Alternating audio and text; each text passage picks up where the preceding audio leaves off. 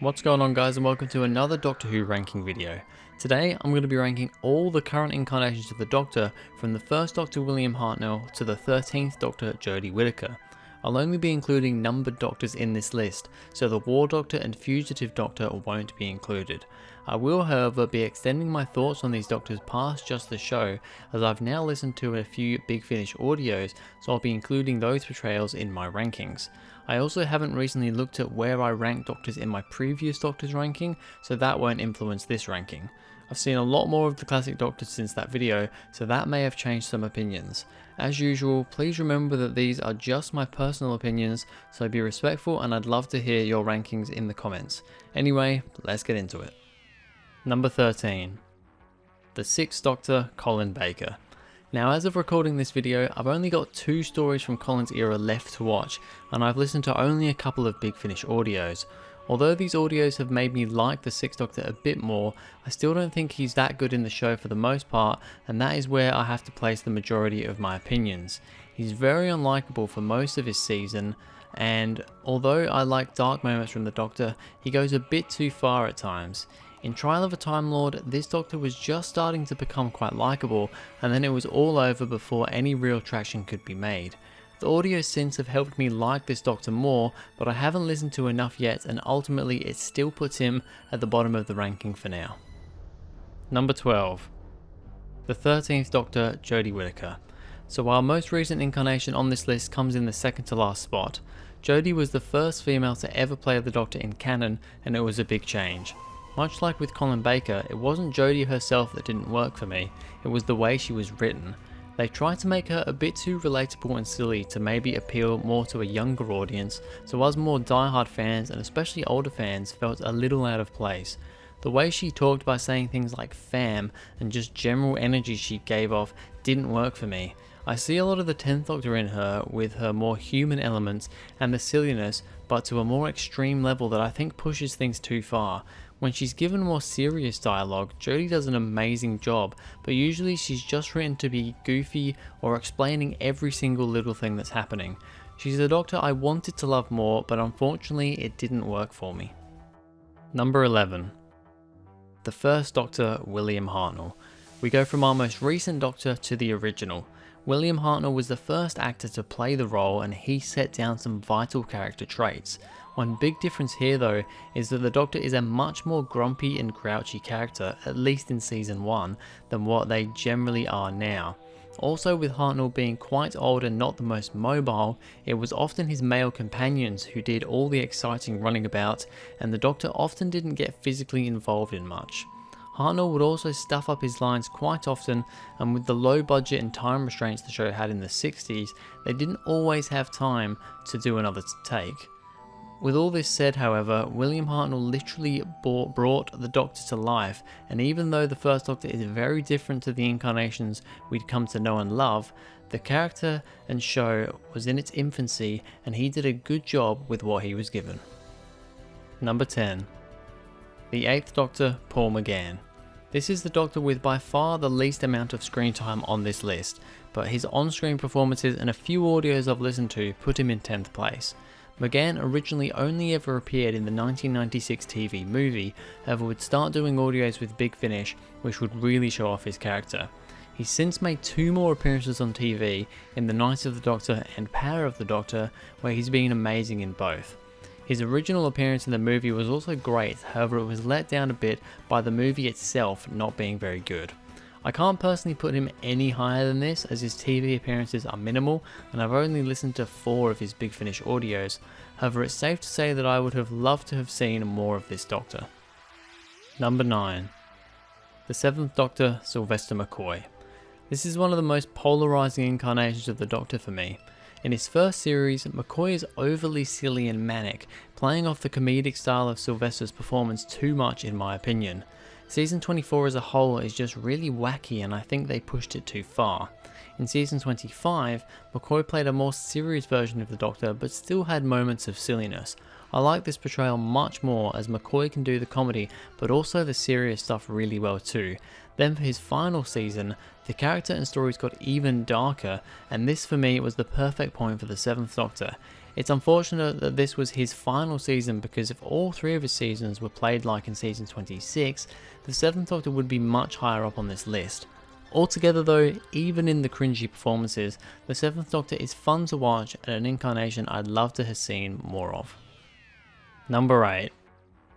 The 5th Doctor, Peter Davison. Now this is a Doctor I've seen plenty of and was one of, if not the first classic Doctor that I watched. However, since seeing more of other classic Doctors, Davison has slowly moved lower down my ranking. At the time, he was the youngest actor to play the Doctor and brought a new level of energy to the role. He also brought a very human feel to the character that David Tennant would come to use later on. I do think, however, that in his earlier stories, Davison doesn't really feel doctor-y enough, and I'd actually say he's one of the actors that takes the longest to really get into the role. It maybe also doesn't help that throughout his era, he pretty much always had 2 or 3 companions, so perhaps sometimes it felt too crowded. There's also the way he breathes really heavily while talking, seeming like he's always really out of breath. This can be quite off-putting, but thankfully gets better as his era goes on. By his final season though, he feels like the Doctor and has some amazing performances in stories like Resurrection of the Daleks and The Caves of Androzani. Number 7. The 2nd Doctor, Patrick Troughton. This is where I started to struggle to put these next 5 or so Doctors in order. Troughton was the first new face of the Doctor we had to get to know, after Hartnell was previously the only one. This would have made for a lot of pressure on his shoulders, but I think he did great. He was younger and more agile than the first Doctor, and also had a silly side that was rarely seen before. Troughton's acting was also on point all the time, and he really made the character his own, and moulded the way for people in the future to shape this character into their own. He had great chemistry with his companions too, mainly Fraser Hines, who played Jamie, for all but one episode in his era. It's unfortunate that a lot of his era is missing, so we can't see much of his on-screen performances. However, from what we do have and the audio is being put together with animation, this Doctor is one to never forget. Number 6. The 12th Doctor, Peter Capaldi. Much like the 7th Doctor, 12 is another one who saw multiple changes of character throughout his 3 series. He started as a very stern and almost angry Doctor, before getting a bit too silly in Series 9, and then finding himself somewhere in the middle for Series 10. The Series 10 version of the 12th Doctor is near perfection to me, and Capaldi does a great job with pretty much anything he's given. As much as I dislike Clara, the chemistry between them is strong, and you can really feel the emotion, not just from the characters, but the actors too, when they depart. His mentor relationship with Bill is different to with Clara, but also just feels natural and well acted. It's a shame his era isn't one of my favourites, and he has a few too many cringy moments, because he plays the Doctor very well. Number 5. The 3rd Doctor, John Pursley. The swashbuckling 3rd Doctor just makes it into the top 5. Pertwee brought action to the character with his Venusian Aikido karate and almost James Bond-esque style. After the bumbling 2nd Doctor, this was definitely the first cool incarnation of the Doctor. This Doctor spent a lot of his era on planet Earth and even became UNIT's scientific advisor and helped them defeat many foes that came to invade it. Pertwee played the role with such charisma and adventure that hadn't really been seen before. He also had his biggest enemy and fellow Time Lord the Master to go head to head with on many occasions. The 3rd Doctor's era was one of the most well received as well, and had a great selection of stories, companions and villains. This was also the first Doctor to appear on screen in colour, which was big for the show at the time. Altogether, John Pertwee's Doctor is one of my favourites, and even if an episode isn't very good, you know he will be the thing that makes it a little bit better. Number 4. The 11th Doctor, Matt Smith. When this Doctor first appeared on our screens, I was not a very big fan. I was used to Tennant and at the time couldn't accept anyone else, so dismissed Smith and went off the show for a few years. I later came back and watched Matt Smith's era though, and although the era itself isn't my favourite, Smith is a Doctor that I really like now. He's the youngest actor to have played the Doctor so far, but his performance captures the age and wisdom of the Doctor in such a great way. He's silly and bombastic, but has some very dark moments that are so different from his usual character, but unlike 7 and 12 that I felt didn't always mesh these two attributes together well, it works for 11.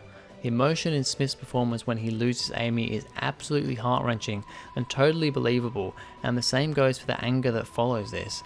I now have massive respect for this Doctor and for Matt Smith, a completely unknown young actor who knew almost nothing about Doctor Who but played the part to near perfection. Number 3. The 9th Doctor, Christopher Eccleston. The Doctor that revived the show in 2005 and the one that got me into Doctor Who in the first place. Eccleston plays a war-torn Doctor who has been through a massive battle between the Time Lords and the Daleks. Unfortunately, we only got one series with the 9th Doctor, but it was a series that saw so much development for this incarnation. He goes from a man who just wants to be left alone, but can't help but get himself away from danger and adventure, to more of the man he used to be, travelling the universe with a friend, searching out for adventure, and wanting to help out where he can. This Doctor can also switch between serious and menacing to funny and charismatic on a dime. Eccleston plays the part perfectly, and as much as I would have loved to have seen another series or two with him, I think the one series we got rounded out his incarnation perfectly. Number 2. The 4th Doctor, Tom Baker. The highest ranked classic Doctor on my list, and probably not a big surprise. Tom Baker has, still to this day, played the Doctor for longer than any other actor on screen. When you think of Doctor Who, for a lot of people this is the Doctor you think of. He's possibly the most alien of the Doctors with the way he talks, dresses and just generally carries himself. He has all the iconic traits from the scarf to the jelly babies. I'd say one of the best and most iconic lines of dialogue also come from the 4th Doctor. His first few seasons are some of the best in all of the show's history, and within those seasons are some absolute classic stories.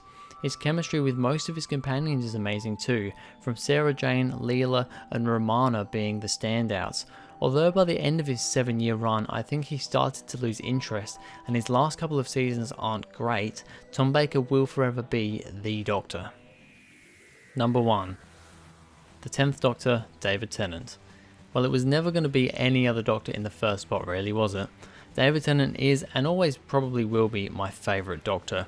His era was when I was watching the show as a kid after getting into series 1, but with Eccleston only doing the one series, Tennant was the Doctor I grew up with. Yes, the romantic side of his Doctor isn't my favourite, but the writing here is at its best and I just love the vibes that the 10th Doctor gives off. He can be really serious and dark but has a bloody good time when he can too. His mannerisms and excitement are electrifying and just make me smile every time I watch him. He can do emotions so well too and has great chemistry with whoever he's working with. I don't know what else to say that I haven't already said about Tennant because I absolutely love him and can't wait to see him as the 14th Doctor in the upcoming specials. So there's my ranking of all 13 numbered Doctors so far. How would you guys rank the Doctors? Let me know in the comments and tell me why your favourite Doctor is your favourite. Anyway, that's going to be it for today's video guys. Thank you very much for watching. If you enjoyed, please go ahead, like and subscribe, and I'll see you guys in the next video.